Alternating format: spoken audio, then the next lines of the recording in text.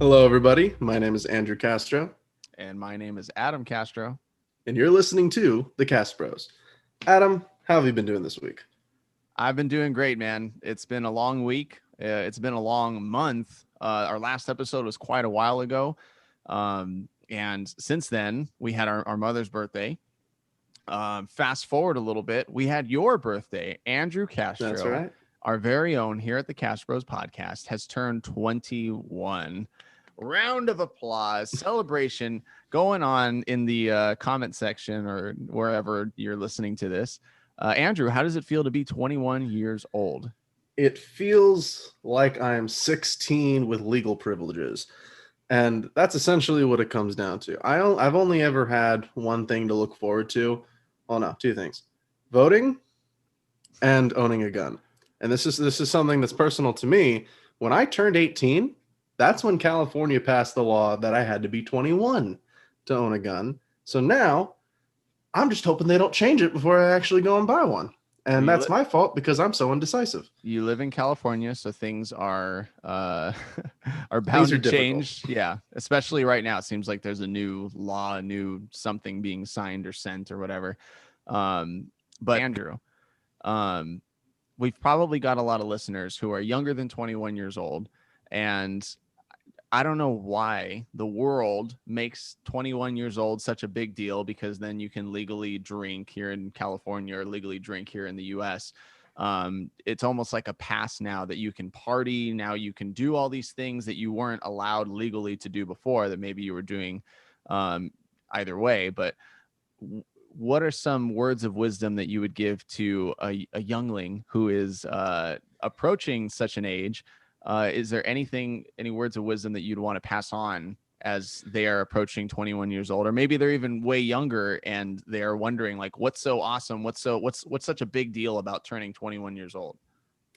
I would tell them the same thing that our parents told us, and that is the simple fact that just because you can doesn't mean you should. Just because you can drink doesn't mean you should or that it's good for you. And quite frankly, for 21-year-olds, our brains aren't fully developed, our bodies aren't fully developed. And I've That's told a couple true. people this. We drink monsters, we drink sodas and whatever. I got two kidneys. I can live without one of them. I shouldn't. I can live without one. I only got one liver, and I want to keep that intact. That's true. That's very true. I And mean, for my 21st birthday, my buddies came over. We got a case of Monster, a bunch oh of my God. sodas, and we stayed up for like 3 days straight. Legit. I was in and out of that process over the weekend, and they legit got the original Monsters, full calorie, full carb, full caffeine, and big old box. And it kind of reminded me of when I turned 18, not 21 but 18. My friends got me the BFC, which is like the big can. It's like three Monsters in one. That's the one and only time I ever had it. But it's just a big can of Monster energy drink. And let's just say that my heart did not feel good after having such. And I'm sure you felt the same way, staying up every single night drinking energy drinks. And what were you guys doing? You guys were playing We games? were You we guys were were. playing. Okay, again, me and my friends were all nerds, so be prepared to nerd out for this story. It was mostly Monopoly, Dungeons and Dragons, Magic cards, Yu-Gi-Oh, and video games. That was the vast majority of it. And actually, aside from my girlfriend who showed up on Saturday, I was the youngest person at my own birthday party. Everyone Oh, else was already either 21 to 25 that showed up, but we all had a great time. And by the last day, I was my stomach hurt from all the sweets and all the uh-huh. pastries that I'm not used to. I eat a lot of protein on a regular day. This was not the case over that weekend. I had to detox for like another 2 days after just straight protein. All the monsters, all the carbonation. At the end of the weekend, I'm like, okay, my stomach hurts. I'm gonna throw up. I have a headache. I'm pretty sure this is how people describe a hangover, and this had to take a whole weekend for me to get here. I don't want to go through that in one night. Well, I do have to say something. I do have to disclose something. When I came down on Saturday, it was the night after. It was it was the night after your all-nighter that you had with your friends, or the day after the all-nighter that you had with your friends. Mom talked to me and said that she was really disappointed in you guys because she got all this food and yet you guys like didn't deliver on eating all of it. We I was actually tried. really surprised. She was saying that back when I had my friends over, like we would demolish all of the food, and probably most of it was me. Um, I could believe that. It was probably mostly me. I think we But said it before. We used to have one of those 99-cent store ice cream freezers in the garage just filled yeah, with freezer food, and that yeah. would be gone. We'd have to restock it every 3 days. Yeah, that freezer that you see on the side of stores that has all the ice cream, or the side of liquor stores that has all the ice cream and stuff, like that was an extension of our refrigerator that we would have all our frozen food. So like frozen chicken nuggets, corn dogs, pizzas, burritos, whatever. Like we just had a bunch of stuff because me and my friends ate a lot. But yeah, I came to the house and there was like leftover hash browns and leftover chips and leftover like multiple drink bottles, and I was like, what's going on here, guys? Like this should have been gone. Come We only on. went through one bag of chips, and we got a whole bunch of them. I myself am disappointed, but I tried. I did my part, and that's why I was in pain the end of the weekend. As a personal trainer, I do not condone having, all-nighters of just endless eating. But as Yes, a you brother, do. come on, man. Come on. Like Yes, you you do. got You it. do it all the time. Who are you kidding? Yes, I have done it. Yes. But no, it looked like you guys had a lot of fun. It was a lot of fun on Saturday. So Andrew is now 21 years old. We also were able to enjoy a concert, a live stream concert. We didn't actually go. We're waiting for those to come back. As soon as they start coming back, I am going to attend. I'm super excited for the first couple of concerts. But thankfully, two pages, I Christian Rock and Christian Rock X. You can go find them on Instagram. We'll leave links to their pages in the description section of our YouTube video. But I Christian Rock and Christian Rock X, Cole and Mateo, put on an event called Contagion Fest. And this is actually a live stream event that was happening last year in 2020. And they decided to do it again this year for phase 2, 2021. And it was a compilation of a bunch of different bands and groups, Christian artists from all around the world, who came together and were a part of this event. They sent their videos to be live streamed out over a weekend of 2 days. So it was a 2-day event. It was really cool, and I got to be a part of it. That's Um, right. I have a music project called Classic Disaster, and as of right now, it's all me, all my own music that I wrote and performed, and I was able to submit a video to the Contagion Fest 2021, and they accepted me and made it a part of their event. So And I do not think it would be arrogant to say, especially for me as his brother, the one who would be telling him outright if he sucked. He kind of stole the show. well, there was some great artists there, and even bands that we've grown up listening to. Decipher Yeah. Down performed, Spoken performed, Amongst the Giants, The Protest, which is actually a newer band that I've started listening to and really enjoy.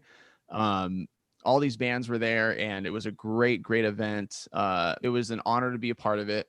I'm not going to spend too much time, talking about it. Just Classic Disaster is a project that I don't want to keep a one-man band. Hopefully I'm going to be able to find some like-minded believers who are in the area who can join me in making music that glorifies God. Classic Disaster is definitely a project that is focused on saying that we are all classic disasters. The Bible talks about many sins, and history has shown us many sins and many struggles that Christians and non-Christians alike have gone through, and how God has been able to help us to overcome those things. And as believers, we can sometimes feel like we can't express those struggles and we can't express our own suffering. And so I wanted to write music that helps us believers to basically express those feelings and say, look, I am struggling with this. I am suffering in these ways, but I want to turn to God and I want to look to him for that help.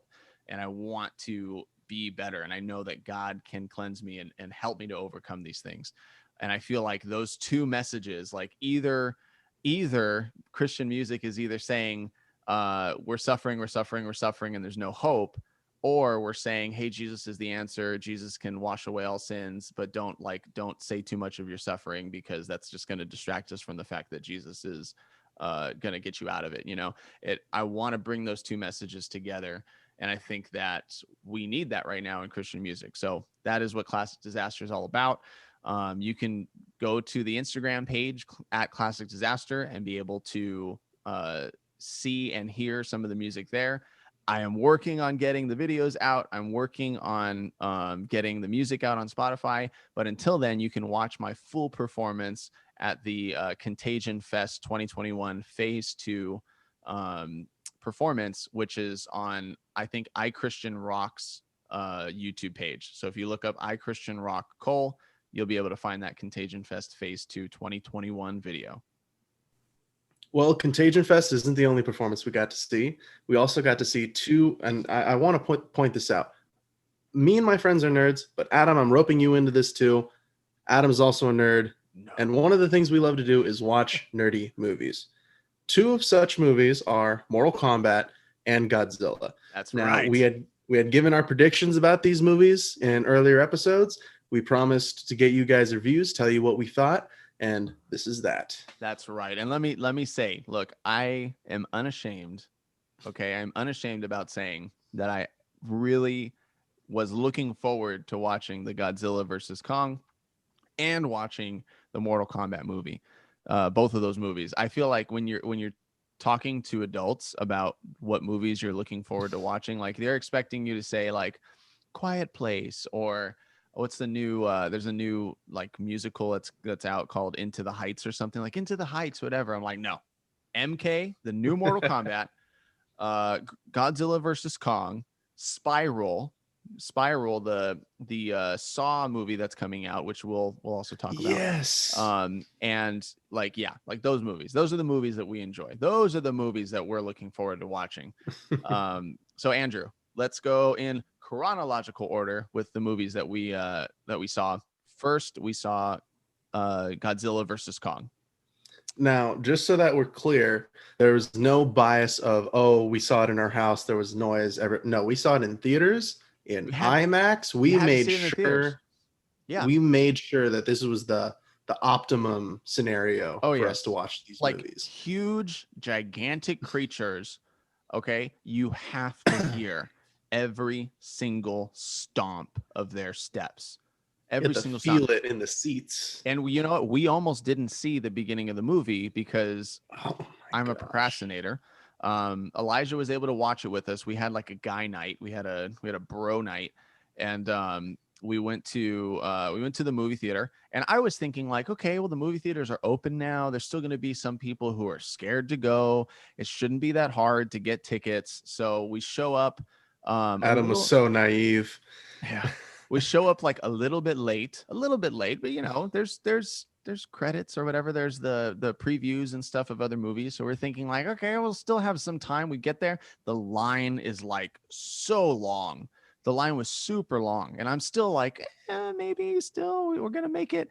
We end up like getting to the teller at like 15, 20 minutes after the movie was supposed to already start. And I'm like, no one ever remembers the beginning of the movie, right? So maybe we're still okay. No seats available. So after some like, you know, figuring out where to go, AMC was being weird with their website. They like left it to like only 25 people could watch a movie at a time. We finally just decided, okay, we're just going to wait a little bit longer and get seats for like a later time at the same place. So we finally sit down and we watch the movie. And Andrew, best opening 5 minutes of the opening was hilarious. Okay, if you have not seen, okay, and I guess we can say spoilers. We're gonna say spoilers now. Anyone watching this, don't be mad at us for giving spoilers. This is we're not gonna make it super spoiler or anything. Not going to go too much in depth, but just a warning that we might. Uh, but the beginning of the movie, hilarious, absolutely hilarious. It had our dad written all over it. And I'm so glad that we were able to see the beginning, because it really did set the tone of the movie to say that this isn't going to be a super serious movie. This is going to be fun. This is going to be a fun movie. And it was. What was your favorite thing about the movie?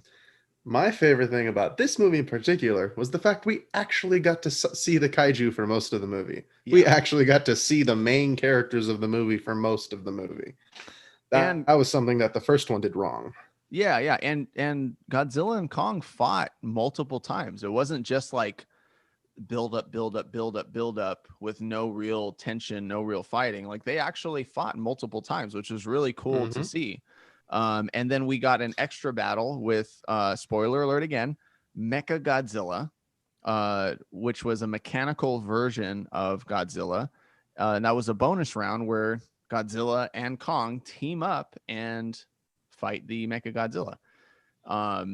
So it was very similar to my prediction, where they were going to fight. Godzilla was going to be superior, and then Mecha Godzilla was going to interrupt. Yeah. So I was not expecting Godzilla to get his butt kicked by Mecha Godzilla. It was like Mecha Godzilla was wiping the floor with Godzilla. Like, it wasn't even like evenly matched. It was like Mecha Godzilla was for sure wiping the floor with Godzilla. You were almost afraid Godzilla was gonna die. Kong came to save the day and everything. But that was really cool to see, because there's a lot of movies like that, right? Where like Spider-Man is fighting Venom, and Venom overpowers Spider-Man, and you're like, oh no, Spider-Man's gonna lose. Or what else other movies are like that? Like, there's plenty of movies where it seems like the main character just isn't going to make it through, and he needs some outside help, ex machina, someone to come and help him. Yeah, it was cool to see them both work together and beat Mecha Godzilla at the end of the movie. But like we said, what team were we on? We were on Team Godzilla. Team Godzilla. So Adam, 1 out of 10, or 1 to 10, what would you rate this movie and why? All right. Well, I've had some time to to not be so amazed with it, because actually right after the movie, I think I would have given it like a 9. Stepping back, looking at all of the flaws, looking at all that stuff, I can't give it a 9. I don't even think I can give it an 8, but I can say it was enjoyable enough that it's above average, a great movie to watch. Definitely watch it because it's fun, especially if you enjoy the monsters and even funny jokes. Like, it's a funny and fun movie to watch. So I'm going to give it a 7 out of 10. See, I personally have to account for nostalgia blindness. We may not have grown up with the old versions of Godzilla. We grew up with what eventually became Zilla, the first American Godzilla movie. It's true. But which I with both of these reviews, I'll separate my review from my non-nostalgia blindness review. 1 out of 10, or 1 to 10, I gave it a 9 out of 10. There are very, very few movies that I would give a 10 out of 10. Most of them you've probably never heard of. But taking away the nostalgia blindness of the fact that I thought, oh, this is awesome because it's these two characters. I saw all of these movies surrounding it. I know all of the storyline. We researched all of the Godzilla timelines and everything having to do with them. Taking that away, it was probably like a 6 or 7 out of 10. Yeah. And if we don't give it 9 out of 10s, who is going to give it a 9 out of 10, right? But even just having the distance between when we saw it to today, I have to admit it was like a 7 out of 10. But 9 out of 10 and 7 out of 10, or average would be 8 out of 10. So it was still a good movie. It was still enjoyable to watch, especially if you grew up with Godzilla. So you think of it this way: both of us in the moment, immediately after watching, gave it a 9 out of 10. So if This even says if you just want something. that, even if you just want that feeling for a minute after, it'll be Yeah. worth it. Yeah, definitely. Definitely.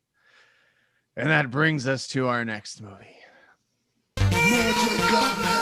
Mortal Kombat.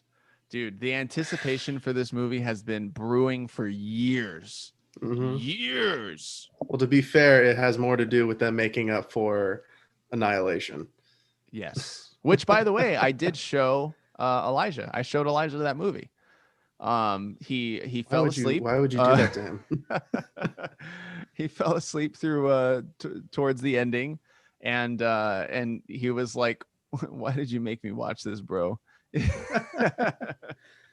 It's quite understandable why, like 20 years later, they didn't make another movie, because nobody trusted them probably with making an actual movie. But we are finally here. Mortal Kombat 2021.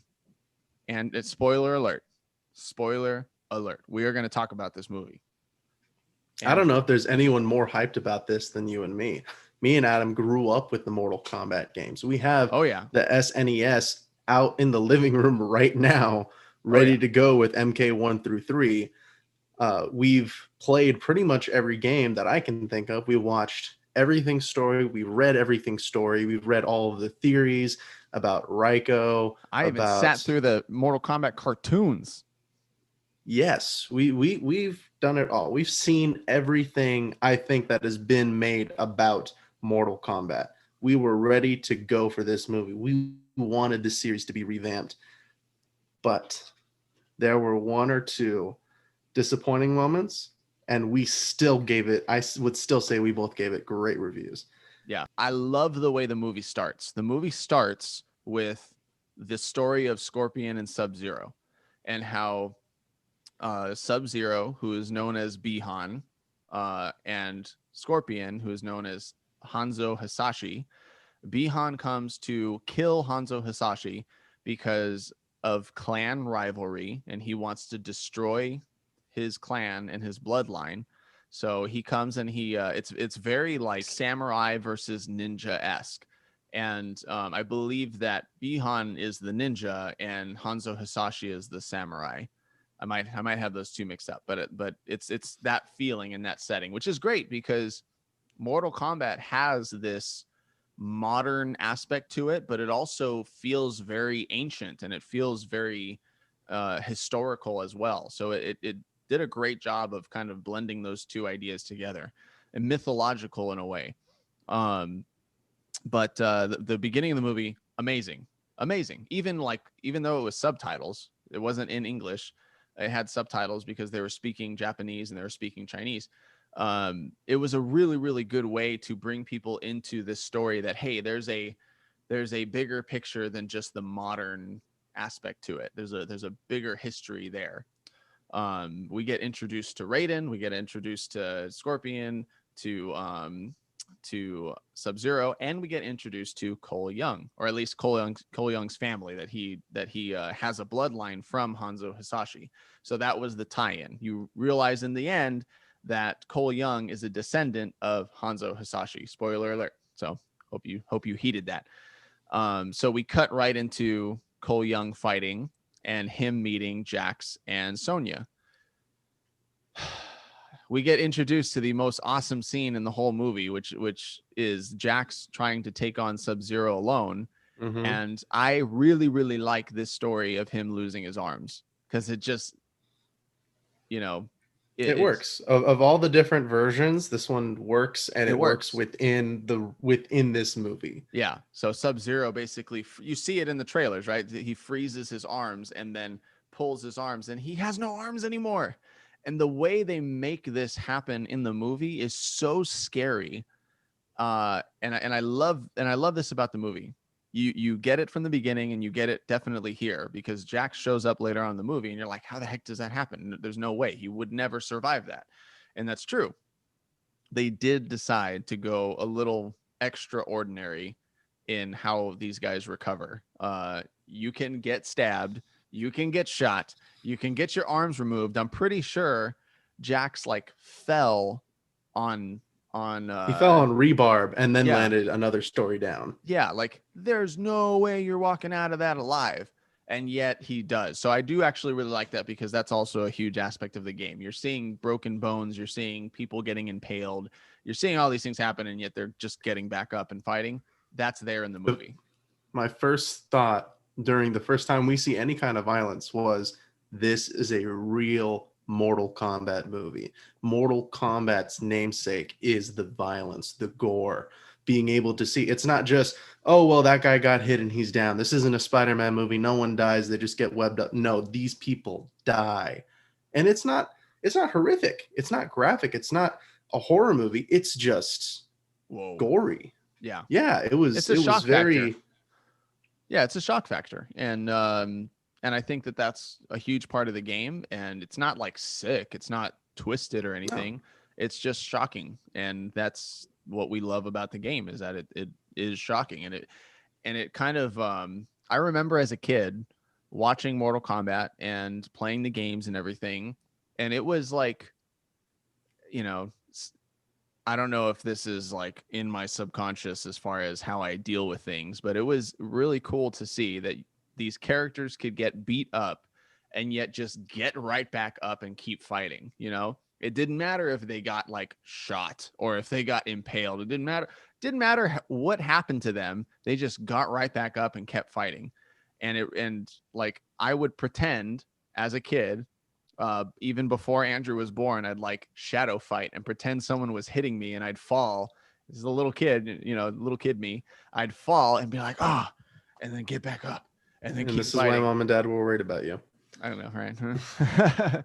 but yeah, it's that idea that like it shows that, yeah, even though, you know, these guys are getting their butts kicked and they're dying, they're losing, they're still getting up and they're still fighting. So you definitely get that in the movie. And that was really cool. That was a nice decision that they made, not to make it too realistic to where that couldn't happen. But they do simplify a lot of problems that people would have with this being in a realistic world. One being the special abilities of characters. Yes. They list that there's a symbol that you need in order to be a champion for Mortal Kombat. Yeah. If you have the symbol, you have the ability to bring out your arcana, which is essentially their abilities. And right. This is what results in Kano's laser. This results in Sonya's arm blasters. And our favorite, Jax. His superpower is just buff. His superpower is buff. That's... His superpower is upgrade. Upgrade, people. Upgrades. There's a whole scene. There's a whole scene about when Jax loses his arms and they try to put him back, and there are these stubby little paper clip arms that can't lift anything. And then he has this moment. He's trying to save Sonya. He lifts a big stone. Oh no, my arms are breaking. Their bolts are popping out. And then he gets giant jacked up arms, big old magic created metal for his arms. Yeah, that was his arcana. Basically, picture if you guys have all seen Toy Story 4, right? So basically picture Forky trying to pick something up and then magically turning into Buzz Lightyear. That's what happened. So gosh, it was really funny to see. But yeah, that was a cool way to bring logic into the world. You know, does it hold up completely? Probably not. You know, what happens if you already have a symbol and you kill someone else with the symbol? Do you get double the symbol? Does it go to someone else in the world? Does it, you know, we saw with Cole Young, he had the symbol even though his father had passed away. Raiden it later explains that it was given to him by lineage, so it was passed down to him.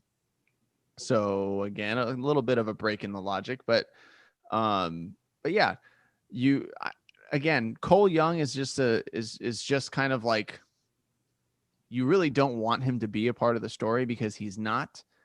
And I guess the reasoning why was because they wanted you to see Mortal Kombat through the eyes of someone who wasn't in that world, who wasn't in the Mortal Kombat world. He's a regular guy, he's a fighter, and he's being introduced to this world. However, they did bring up the fact that Sonya did not have that marking on her in the beginning. She gets it later on in the movie. So her and Jax actually could have been that introduction to the world of Mortal Kombat. And I almost would have liked that story a little bit more, because then it could turn from almost like a military thing into Mortal Kombat, which sounds like a better tie-in, but they decided to do what they decided to do. And if it would have changed the beginning of the movie, then maybe I wouldn't have liked it, because the beginning was amazing and it led to what it was. So see, one point I would like to make is something that actually you brought to my attention, Adam, is that maybe they really wanted the same type of character that they've already had Liu Kang play without taking too much away from the original story. One thing that Adam told me or reminded me about is that in the TV shows, in the cartoons, in the movies that have come out about Mortal Kombat, Liu Kang is always a rebellious monk. He was raised in the temple, but he wants to be part of the big city. He wants to be in that world. There's one where he's literally a drunk, and that has the whole backstory of him being taught by Boraicho. But they wanted somebody who could be in the world, someone that they could relate to.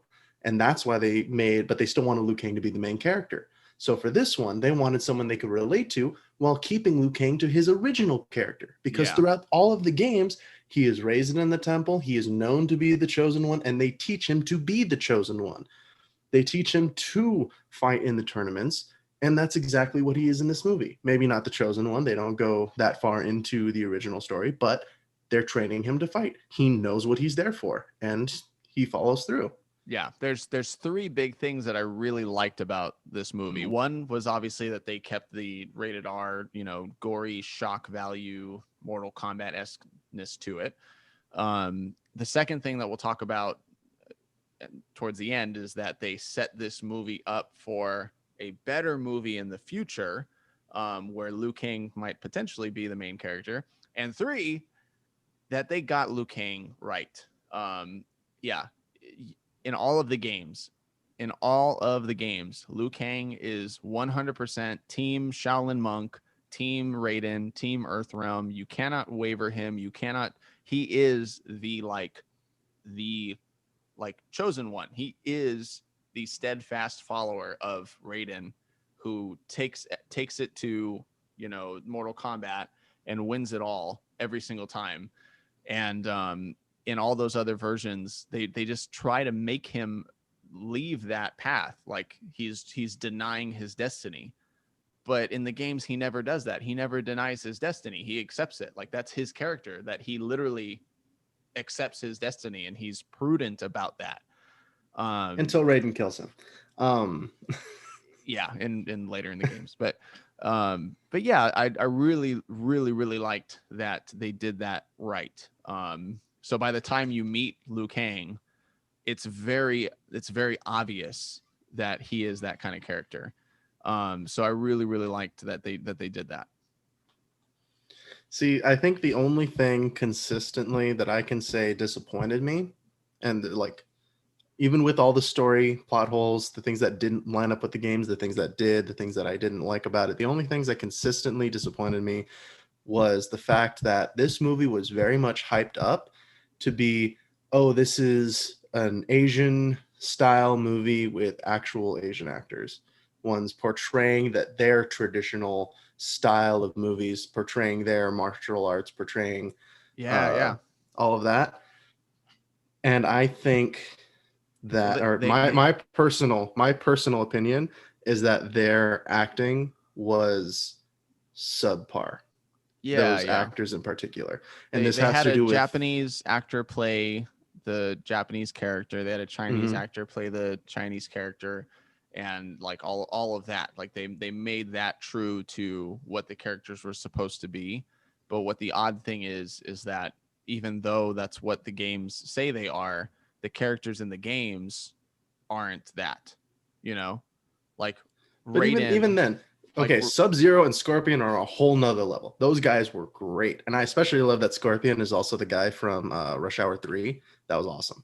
That was awesome just because I know that. But more specifically, Liu Kang and Kung Lao. These are two characters that are near and dear to me and Adam because we loved the game Shaolin Monks. We absolutely love that story. I'm pretty sure it's not canonical, but still. They have a whole segment of messing with Kano that I don't like it.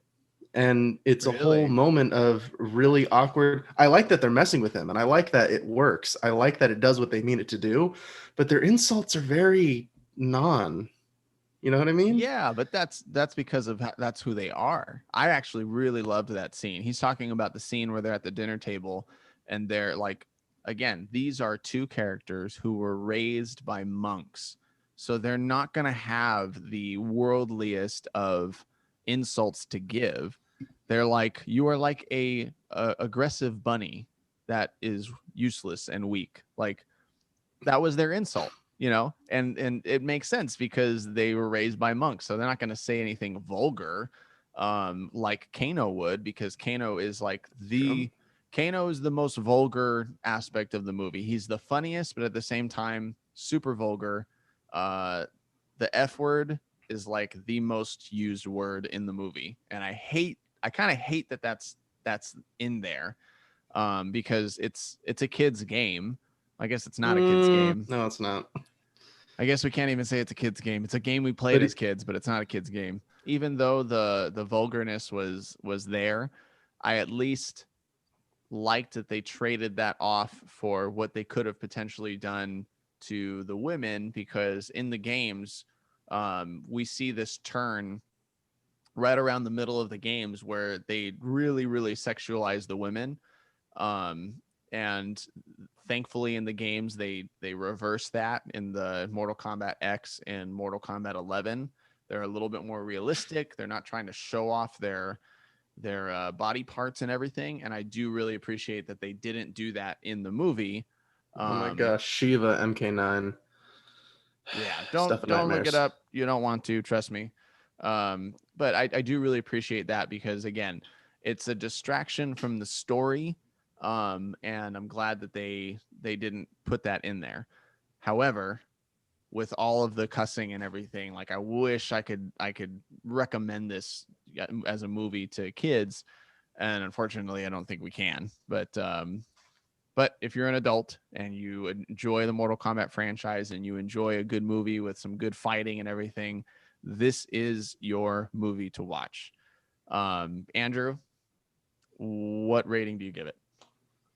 I have to do the same thing as the last movie, separating my nostalgia blindness. Again, it is a 9 out of 10 with nostalgia because of all of the plot points that they did cover. And actually, there's something that we forgot to mention. Goro. We Uh, neither of us liked how little Goro was in the movie. He was a yeah, full-on character in the first Mortal Kombat movie, and we were a little disappointed about that, but didn't take too much away. Uh, Maybe they'll figure a way to bring him back. There are resurrections in Mortal Kombat. That being said, 9 out of 10 for the movie. Without nostalgia blindness, it was a definite 6. ooh, without nostalgia Yes. blindness, it's a Without six. nostalgia Okay, blindness. okay. I hear you on the Goro thing. Like he was a forgettable character, and that's not who Goro should have been. There's a lot of forgettable characters in the movie, unfortunately, and like like I said before, one of the things I really liked about the movie is that it's setting up for the next movie. There's no tournament in the first Mortal Kombat movie in this new franchise, in this new reiteration of it, and they're setting up for the actual tournament that's going to be in the next movie. So that Yeah, being they keep said, saying throughout the whole thing, the tournament is about to begin. It's going to be in a month. It's going to be. They never actually get there. They have the yeah, whole movie, the fighting, the killing, all of it, and they never actually get to the tournament. which I really like because there's so much build up and setup that it makes you anticipate that next movie.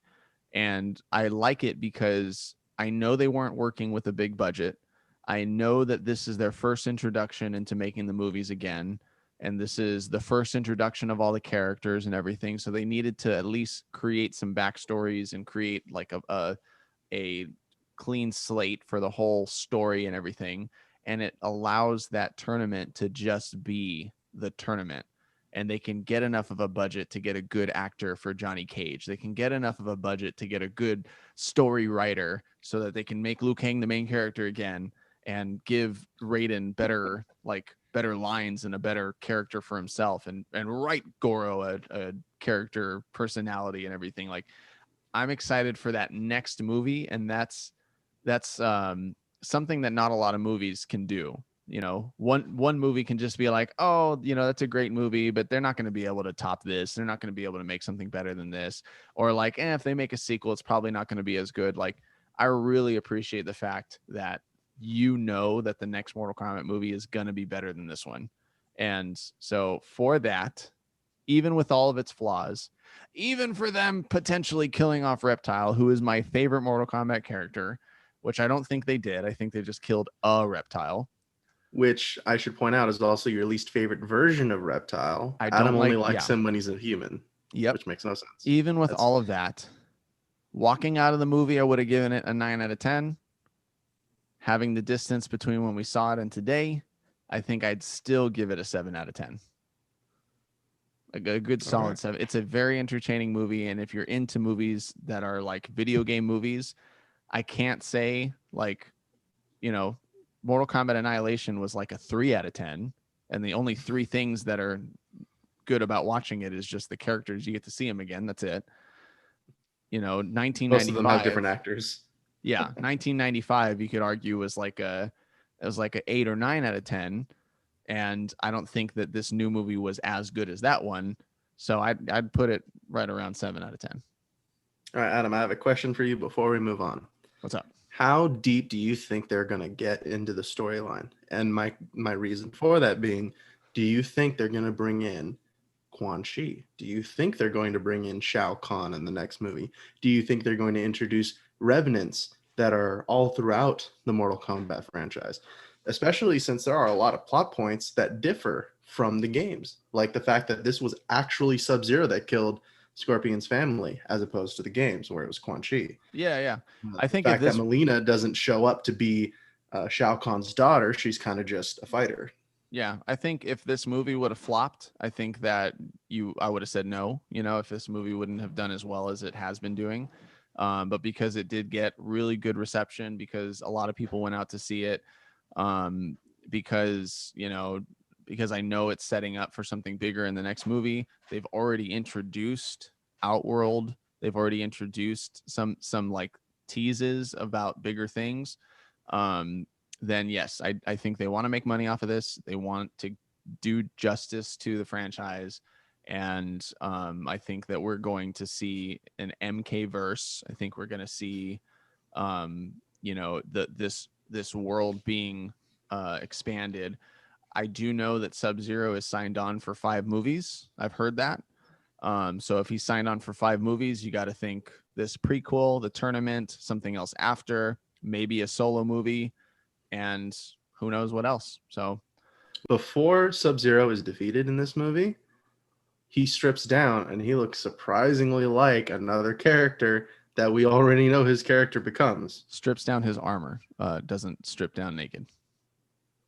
Didn't I say that? You said he strips down.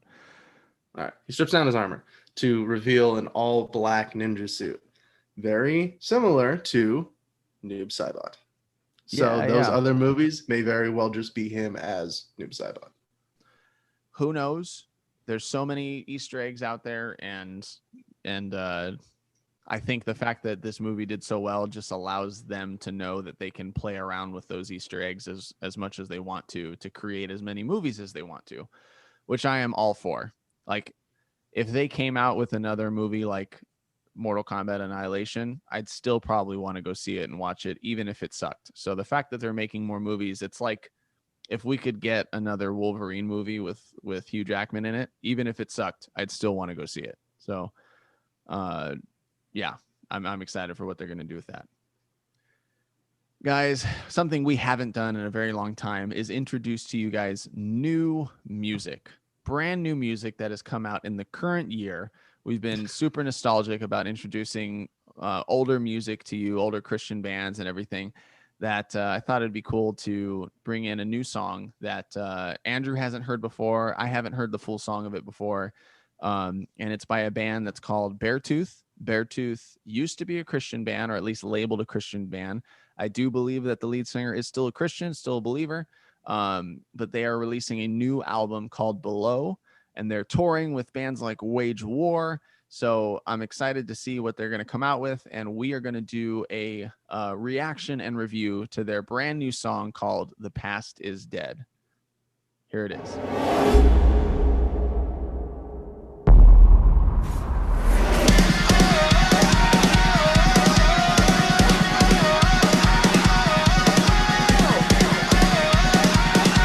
Whoa.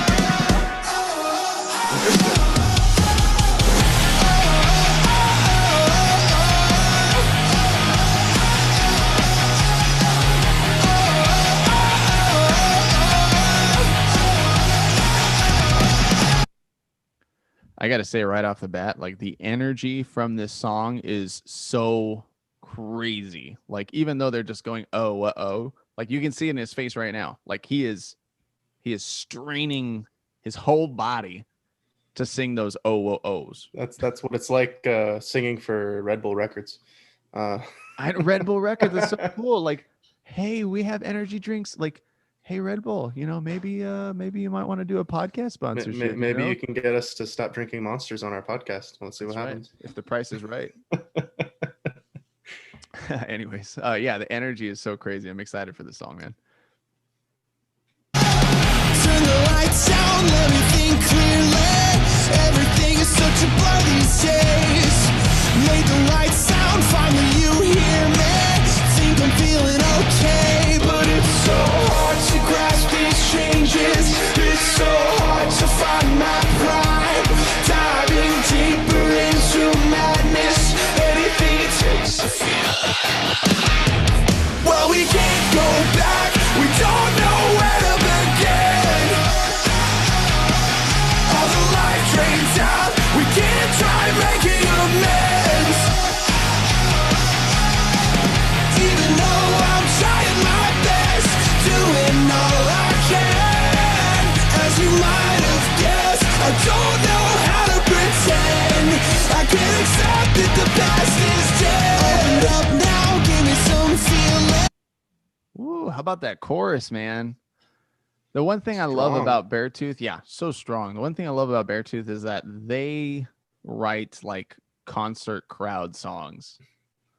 Like they write songs worthy of a bunch of people standing around in a circle headbanging. That was yeah. It just makes you want to sing with them, It makes you want to sing with them and shout out the words, and I don't know how they keep writing amazing riffs, but like the riff, the guitar parts are so awesome, and the drums are so headbangy, and it's so good. I introduced Beartooth to you, right? Yes. And what album did you like end up listening to the most? I don't remember the name of the album, but the one song that stuck out to me was Aggressive. Oh, okay, yeah. And this sounds so much like that album. Like it's very aggressive. It's very like punchy, and it's relatable too. The song sounds like it's talking about not accepting that the past is dead. Andrew turning 21 and me being as old as I am right now. It's crazy to look back at life and look back at the last couple of years and just be like, man, it's crazy that the past is the past and all the time has gone by. Obviously, we're going to get more context in the song, but with that in mind, just like, I can't accept that the past is dead. It's a interesting thought to have, interesting lyric. All right, let's listen on. Took a chance, threw it all away. It's a wreck now, nobody's healing. How the hell can I stay when it's so hard to grasp these changes? It's so hard to find my pride. Diving deeper into madness. Anything it takes to feel alive. Well, we can't go back. We don't know where to begin. All the life drains out.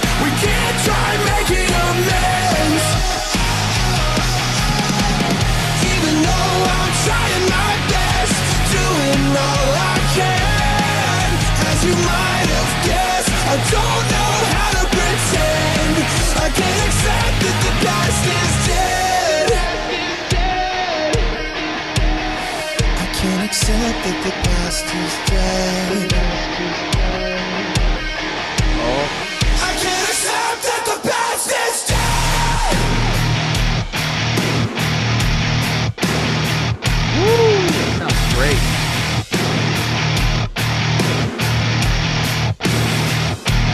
Let it go.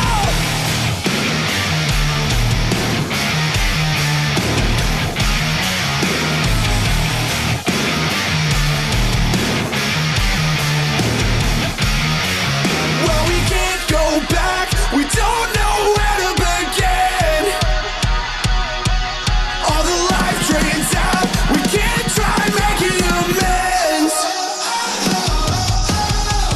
Even though I'm trying my best, doing all I can.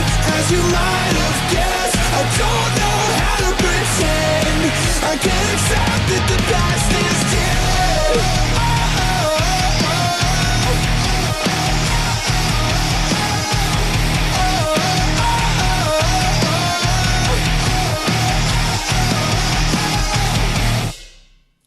Just wow. And like Adam was saying, had they writing these riffs for the guitar parts, if I was going to imagine anyone playing that last section, it would be Death.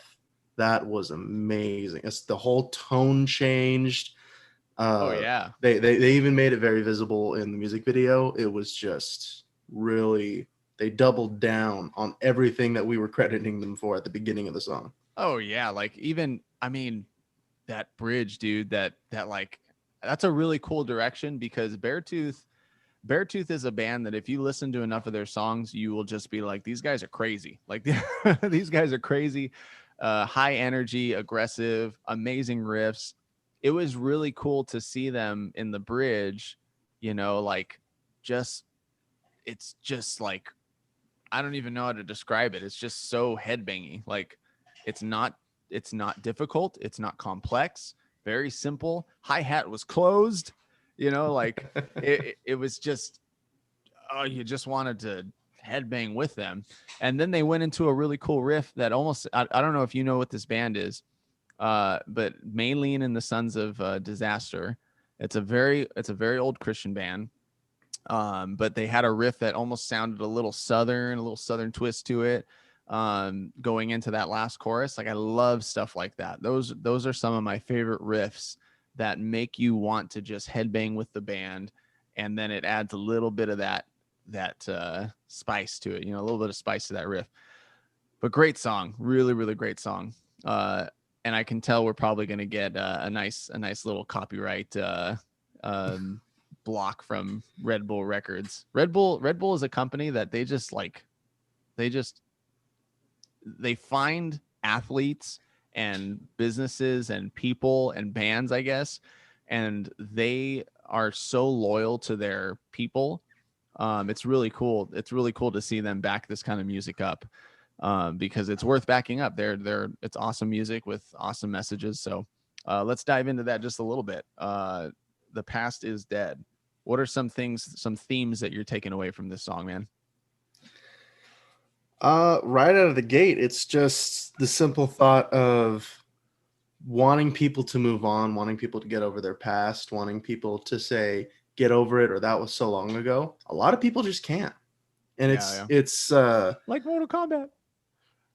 Turn the lights down, let me think clearly. Everything is such a blur these days. Made the right sound, finally you hear me, think I'm feeling okay.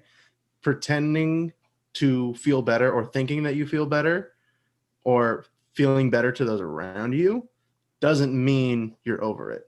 Doesn't mean that everything is okay. Maybe you're thinking you're feeling okay. Maybe you are feeling better. But a lot of people can't let go of the past. Yeah. Reminds me of a Waverly song called Part That Won't Let Go. There's always a part that sticks with you sometimes from the past. That line that says in the chorus that says that, well, we can't go back. We don't even know where to begin. All the life drains out, and we can't try making amends. And even though I'm trying my best, doing all I can, as you might have guessed, I don't know how to pretend. I can't accept that the past is dead. It makes me think of like what we've been going through in the last year with COVID, man. Like we remember what life used to be like before COVID, And it's crazy that the world is kind of taking so long to get back to that. Like, I can't pretend that I don't accept that we're never going to go back to that. We're never going to go back to the past, of how things used to be. And some people don't think it's ever going to go back, and it has to. Like, yeah, that's what I feel about it. Yeah, that's a common theme in our country right now, that people want to say the new normal. That this is something we're going to have to just do from now on. No, so many people, myself included, we just want to get back to where we were in 2018. Wasn't the best year, but it was normal. That was our life. And now we have to put up with all these rules, regulations, COVID in and of itself. A lot of people can't accept that is the past. They want it to be now. They want us to still go back to that. And so many people are telling them we're not going to get there, or it's going to take forever for us to get there. And no matter where you fall politically or, about all this stuff, like it leaves you still with that same thought of like, how long are we going to stay like this? How long are we going to feel this way? I love this line that he says in here, saying that when it's so hard to grasp these changes, it's so hard to find my pride, diving deeper into madness, anything it takes to feel alive. How many people during this whole pandemic and lockdowns and, even the transitions out of those things are like diving deeper into madness. They're diving deeper into whatever is kind of making them feel alive, or at least what they think is making them feel alive. Even in the main line of just saying, I can't accept that the past is dead. I can't accept that the past is dead. You could make that about things that you used to be passionate about. You can make that about things that you used to do with your life. You can make that about past relationships that you held close. You can make that about things that you've accomplished in the past that you want to be able to accomplish again, and just saying like, I can't believe that the past is dead. I don't want to accept that. I want to be able to believe that I can still do those things, or still even be that person. Maybe you don't feel like you're the person you used to be. Maybe the past you was a better person, capable of doing more. For us Christians, for us believers, I mean, during this time, for me personally, I have not been going to church as much as I thought I was going to during this time. I've not been going to church physically, or even looking at watching live streams of church services as much as I thought I would be, as much as I would expect myself to be. Andrew, I'm sure you've missed out on being in God's word. I've missed out on being in God's word. How many believers feel like they were better vessels of righteousness, better Christians, better disciples of Christ before all this stuff happened, and feel like they're far away from that, feel like they're diving deeper into madness. They're diving deeper into someone that they don't want to be. And I think that we should have that attitude of like, hey, I can't believe that past is dead. I can be that person again. I can be consistent in those things. I can be closer to God. I can be reaching out to the community and helping people around me, helping believers, being plugged into ministry again. I can't let go of that hope that we're coming closer and closer and closer to being able to do that again, Yeah. And that's, I feel like this song in particular, we can't say that we know the reasons for the writing of the song. The interpretation is always, I have the beholder and the original writer, but this can be applied to a lot of aspects of life, especially just living life. So many people think that their past is always better. A teenager will always think that when they were younger, when they were a kid and they didn't have to worry about anything, that before turning 21. Before turning 21. An adult may think that being a teenager is better. An old man may think being an adult was better. Our past experiences, past relationships. Oh, my first love I can never get back to that kind of love as I was with the first. I can never get back to the kind of relationship that I had with God when I first became a believer. I can't believe that that past is dead. And so many people tell me to look to the future. Well, right now, I want the past. And sometimes that's good, sometimes that's bad. But the point of the song isn't whether or not it's good or bad. It's just simply the fact that I can't let go of the past. Yeah. No matter how you take this song, no matter how you take the message, I think that God is able to use all of our pasts, and we should always be looking back at our past. We should always be looking at, reflecting on our lives. And there's a lot of things that our past selves can teach us about who we can be in the future. We can always look back and see, like, there's good aspects of our past. There's good qualities that we used to have that maybe we've let go of, good habits that we used to have that maybe we've let go of, things that we used to enjoy that maybe we don't enjoy anymore. And as we look to who we want to be for the rest of 2021 and in the future, I think that it's not a bad idea to look back and just be like, hey, what are some of those things that I just can't believe are dead? What are those things in my life that I just don't want to accept that I'll never get those things back? Whether that's your health or your relationships or your relationship with God or your, those resolutions that all of us made in January that maybe didn't hold up at all. Like, I can't believe that the possibility of doing those things are dead. What can you look back at in your life and say, you know what? No, I still do have hope that I can get better and do better. It was one of our resolutions that we were going to be in God's word more this year. As believers and as disciples of Christ, we are the ones that the world is looking to be an example of Christ and to be an example of God's people. For a lot of people, again, we are the only ones who are going to be sharing God, Jesus, God's word with anyone. Like, the people in our lives, they are looking to us and saying, what does God have to say about it? And that's on us. That's our responsibility to be able to reach out to people and share God's word, reach out to people and share God's love in their suffering. As people are suffering through what's going on right now, as people are dealing with all these changes and dealing with that hopelessness, we are supposed to bring the hope of Jesus to them. We're hoping to be a little more consistent. We're hoping to be back to what we know this channel was really meant to become. And that's tying every aspect of our lives to God. And as Christians, that's what we should do. And we're just bringing you all along for the ride. Yeah. We still want to do movie reviews. We still want to share awesome music with you. We still want to make sure that you guys are in our lives and getting the exclusive on how we're doing and everything. But at the same time, we want you to be encouraged, and we want you to realize that the only reason why Andrew and I have such a good relationship with each other, and the only reason why both of us are even doing this, is because we want to share Christ, and we want to share how Christ has impacted our lives. And in the midst of that, we'll still have a lot of fun, but that is the main message that we want to drive home. With that, guys, if you enjoyed this episode, please give us a 5-star rating and review. You can do that through iTunes. You can do that through Stitcher. You can do that through, I think, also at our website.